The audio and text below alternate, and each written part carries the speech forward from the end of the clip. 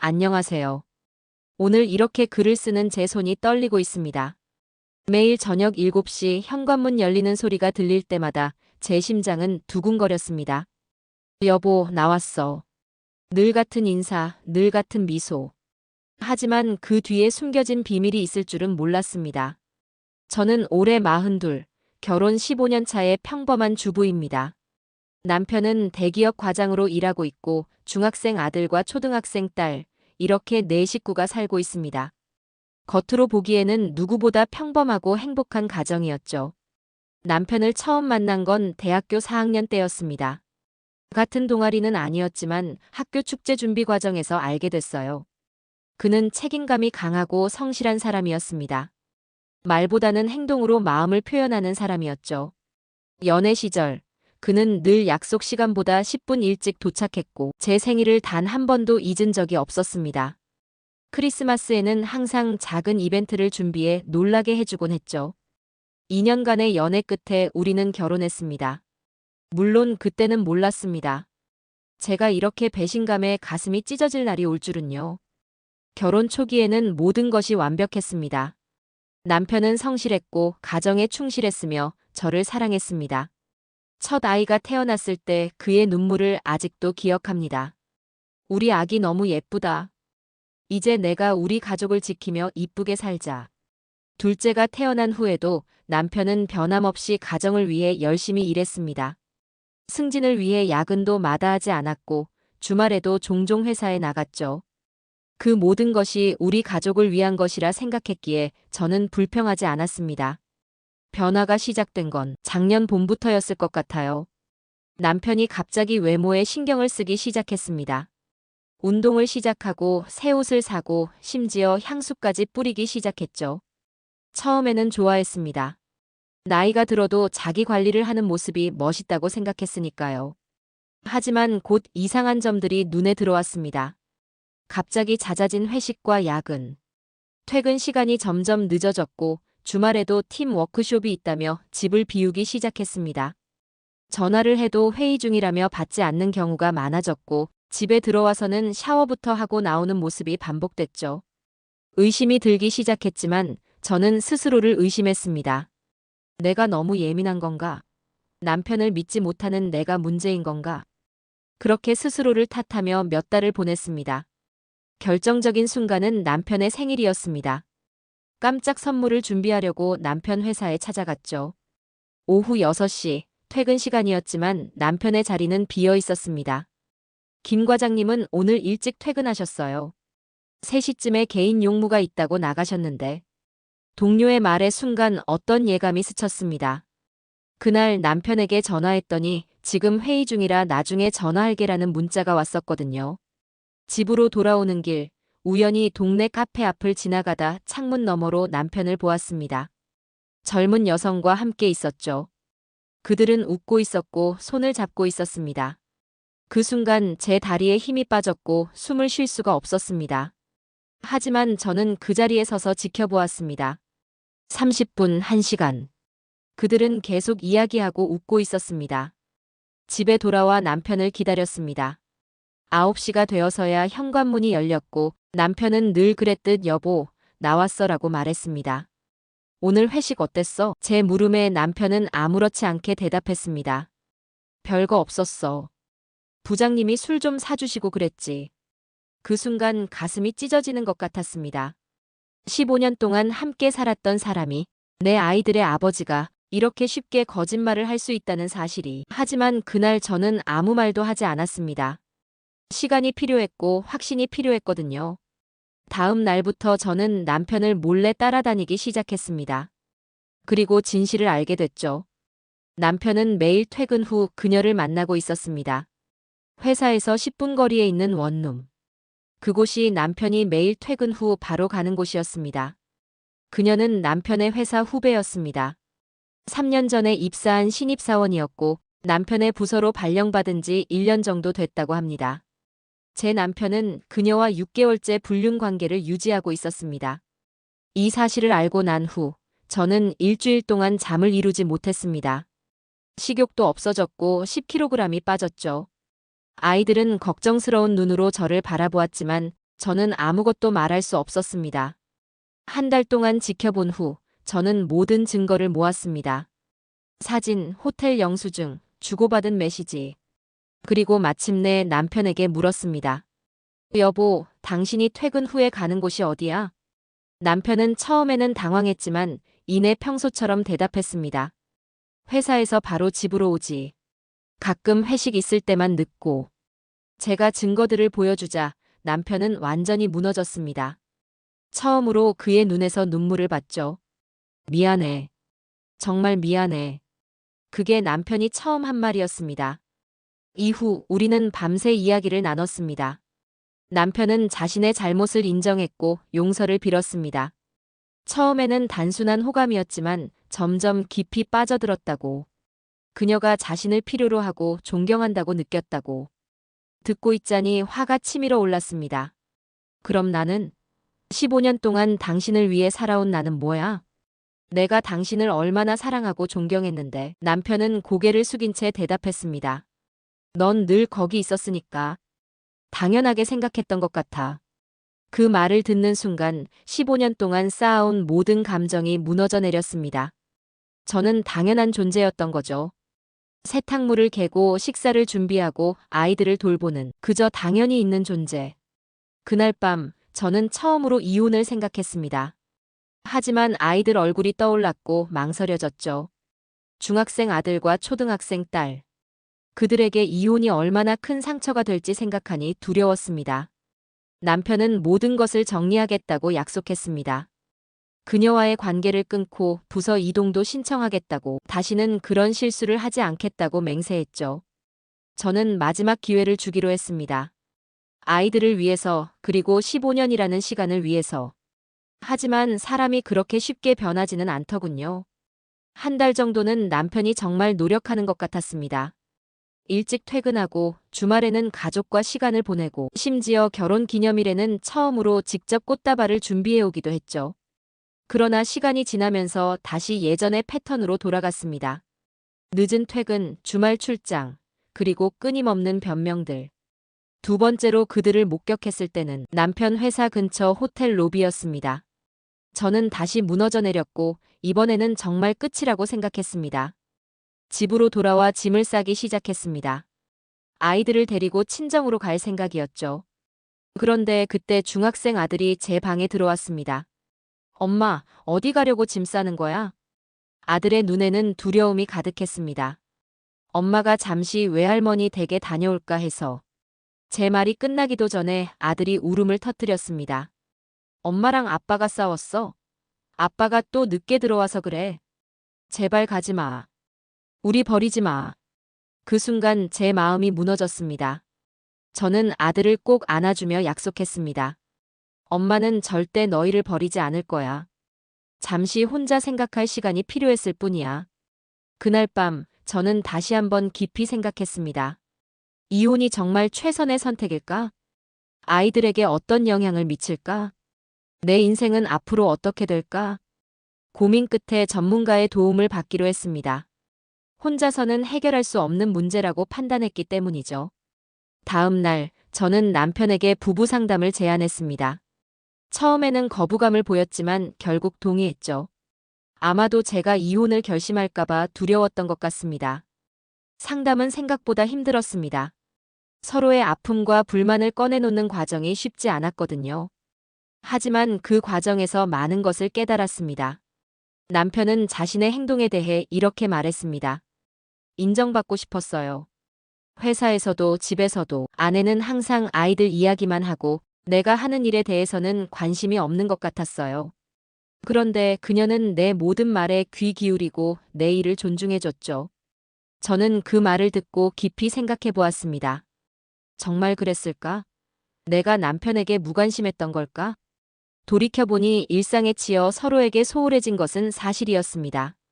아침에는 아이들 등교 준비로 바쁘고 저녁에는 숙제 봐주고 집안일 하느라 남편의 하루가 어땠는지 묻는 것조차 잊고 살았던 것 같아요. 상담사는 우리 둘 다 노력이 필요하다고 말했습니다. 부부는 서로를 당연하게 여기는 순간부터 멀어지기 시작합니다. 매일 데이트하는 마음으로, 처음 만났을 때의 설렘을 기억하며 관계를 가꿔나가야 합니다. 3개월 동안의 상담을 통해 우리는 조금씩 변화하기 시작했습니다. 남편은 더 이상 늦은 퇴근을 하지 않았고, 저는 남편의 일과 감정에 더 관심을 기울이기 시작했습니다. 하지만 그녀와의 관계가 완전히 끝났는지는 확신할 수 없었습니다. 물론 남편은 모든 것이 끝났다고 맹세했지만 한번 무너진 신뢰는 그렇게 쉽게 회복되지 않더군요. 6개월이 지난 어느 날 남편의 회사 동료로부터 연락이 왔습니다. 그녀가 다른 회사로 이직했다는 소식이었죠. 그제서야 저는 조금 안도할 수 있었습니다. 하지만 마음속 깊은 곳에는 여전히 의심이 남아 있었습니다. 매일 밤 남편이 늦게 들어올 때마다, 주말에 전화를 받지 않을 때마다 그 의심은 다시 고개를 들었죠. 그렇게 1년이 지났습니다. 겉으로 보기에 우리 가정은 다시 평화를 찾은 것 같았습니다. 하지만 제 마음속에는 여전히 깊은 상처가 남아 있었고, 완전한 용서는 아직 이루어지지 않았습니다.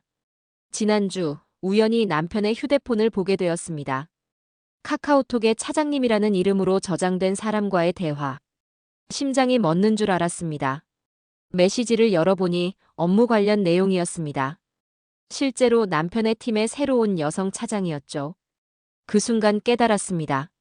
제가 아직도 남편을 신뢰하지 못하고 있다는 것을. 그날 밤 저는 남편에게 솔직하게 말했습니다. 나는 아직도 당신을 완전히 믿지 못해.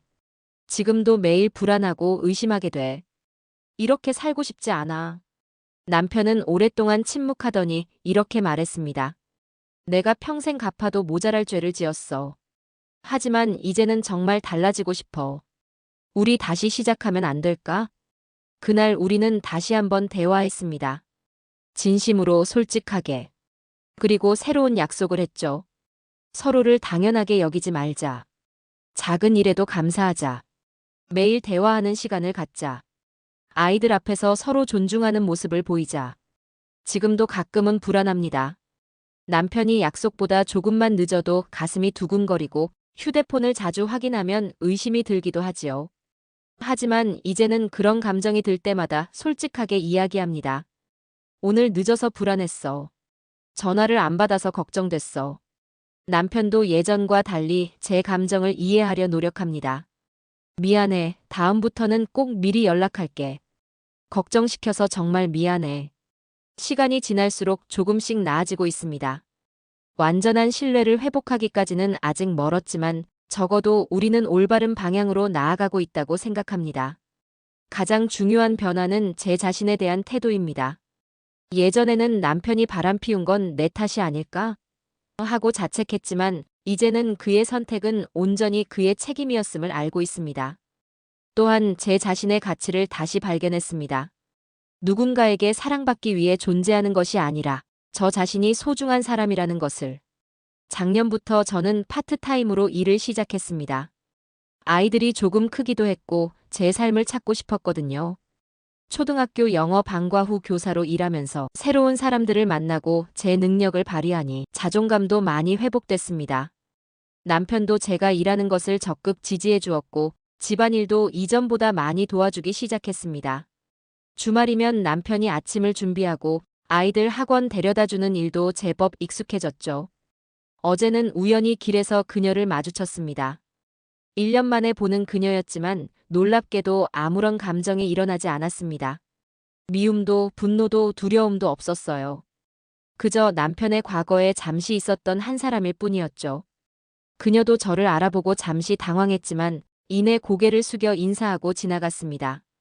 집에 돌아와 남편에게 그 이야기를 했더니 남편도 솔직하게 말했습니다. 지난주에 우연히 마주쳤어. 그냥 인사만 하고 헤어졌어. 예전 같았으면 숨겼을 텐데 솔직하게 말해주는 모습에 조금씩 신뢰가 쌓여가고 있음을 느꼈습니다. 오늘은 우리 결혼 16주년 기념일입니다. 아침에 일어나니 식탁 위에 꽃다발과 카드가 놓여 있더군요. 카드에는 이렇게 적혀 있었습니다. 미안해, 고마워, 사랑해. 지난 1년간 널 믿어줘서 고맙고 앞으로의 매일이 더 행복하길 바래. 평생 너의 곁에서 내가 웃는 모습을 보고 싶어. 짧은 글이었지만 그 어떤 화려한 말보다 제 마음을 울렸습니다. 저도 남편에게 선물을 준비했습니다. 그동안 상담을 통해 알게 된 사랑의 언어를 담은 편지와 남편이 좋아하는 손목시계였죠. 저녁에는 아이들을 친정엄마께 맡기고 남편과 둘만의 시간을 가질 예정입니다. 오랜만에 처음 데이트했던 레스토랑으로 갈 거예요. 이제 우리는 새로운 시작을 하고 있습니다. 완벽하지는 않지만 서로를 향한 노력과 이해, 그리고 진실된 사랑이 있는 관계로. 지금도 가끔은 남편이 퇴근 후 어디에 있는지 궁금해질 때가 있습니다. 하지만 이제는 전화해서 물어봅니다. 여보, 지금 어디야? 그리고 남편은 항상 진실되게 대답합니다. 지금 회사 앞 카페에 있어. 30분 후에 집에 갈게. 신뢰는 하루아침에 회복되지 않습니다. 매일매일의 작은 약속과 진실이 모여 조금씩 쌓여가는 것이죠. 우리의 이야기가 아직 해피엔딩이라고 확신할 수는 없습니다. 앞으로도 많은 시련과 도전이 있겠지요. 하지만 적어도 우리는 함께 그 길을 걷기로 했습니다. 이 글을 읽고 계신 분들 중에 지금 저와 비슷한 상황에 계신 분이 있다면 이렇게 말씀드리고 싶습니다. 당신의 감정은 모두 정당합니다. 분노, 슬픔, 배신감, 두려움, 그 모든 감정을 느끼고 표현하고 인정하세요. 그리고 나서 스스로에게 물어보세요. 내가 정말 원하는 것은 무엇인가? 이 관계를 지속할 가치가 있는가?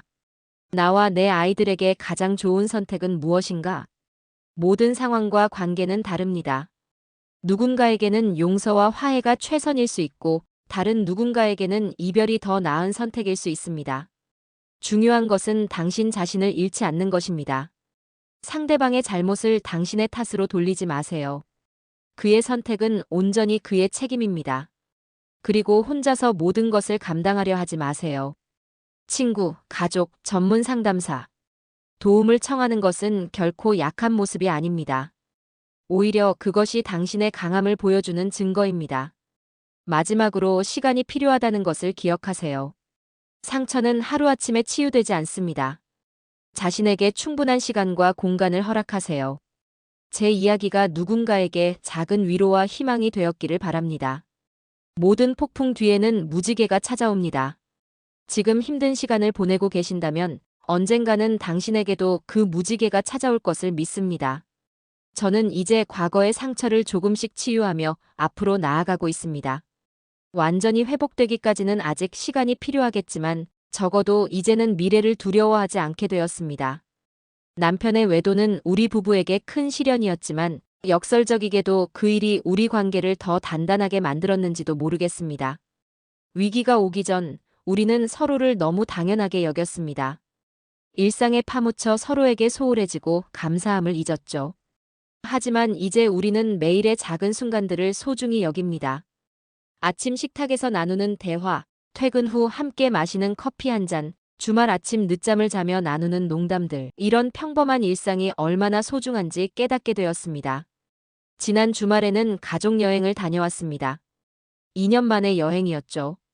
강원도의 작은 펜션에서 아이들과 함께 바비큐도 해먹고 계곡에서 물놀이도 하며 즐거운 시간을 보냈습니다. 저녁에 아이들이 잠든 후 남편과 테라스에 앉아 별을 보며 이야기를 나눴습니다. 여보, 정말 행복해? 남편의 질문에 저는 잠시 생각하다가 대답했습니다. 응, 지금은 행복해. 완벽하지는 않지만 우리가 함께 노력하고 있다는 게 행복해. 남편은 제 손을 꼭 잡으며 말했습니다. 고마워. 내가 나를 다시 믿어줘서. 기회를 줘서. 그의 눈에는 눈물이 고여 있었습니다. 그 순간 저는 깨달았습니다. 용서란 상대방을 위한 것이 아니라 나 자신을 위한 것임을. 용서함으로써 제가 더 자유로워지고 행복해질 수 있다는 것을. 물론 아직도 완전히 과거를 잊은 것은 아닙니다. 가끔은 남편이 늦게 들어올 때면 불안감이 밀려오기도 하고 그가 휴대폰을 자주 확인할 때면 의심이 들기도 합니다. 하지만 이제는 그런 감정이 들 때마다 솔직하게 대화합니다. 오늘 좀 불안해. 왜 이렇게 늦은 거야? 그러면 남편은 진심으로 설명해주고 안심시켜줍니다. 아이들도 많이 성장했습니다. 중학교 3학년이 된 아들은 이제 사춘기의 한가운데 있지만 부쩍 책임감 있는 모습을 보여줍니다.